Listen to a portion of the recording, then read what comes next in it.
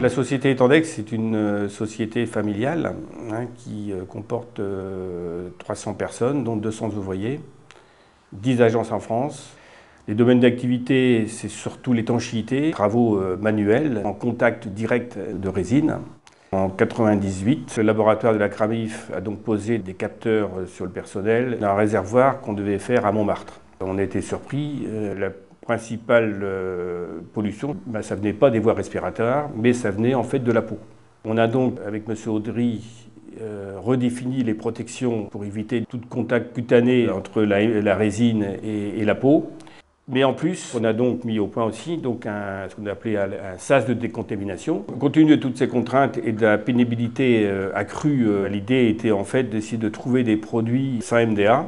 La société Bostik, qui est une filiale du groupe Total. Au bout de 6 mois, il nous a trouvé un produit sans MDA. Le laboratoire a refait donc tous ses essais. Le produit est irritant, mais au moins on a simplifié le problème et surtout enlevé le produit cancérogène.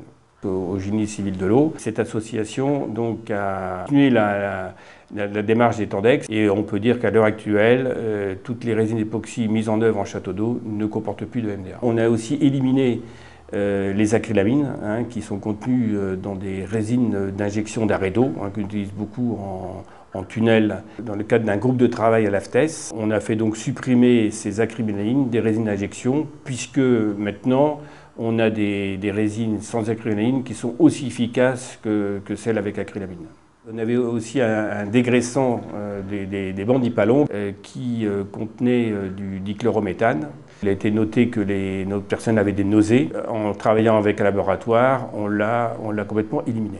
Donc, suite aux différentes actions qu'Etendex a menées, notamment avec M. Louchard, en collaboration avec la Cramif, prochainement, avec le Dr Lausier, nous allons faire des mesures concernant les isocyanates et la MDI.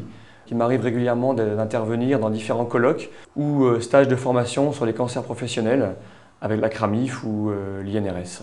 Il y a eu une prise de conscience de plus en plus importante de tous ces sujets-là qui préoccupent les organismes de prévention, bien sûr, les entreprises, mais aussi au niveau du ministère du Travail notamment, puisque nous avons été en contact via la Cramif avec le ministre du Travail qui a visité un de nos chantiers et s'intéresse à ces sujets de substitution et de suppression des produits dangereux. On est une société innovante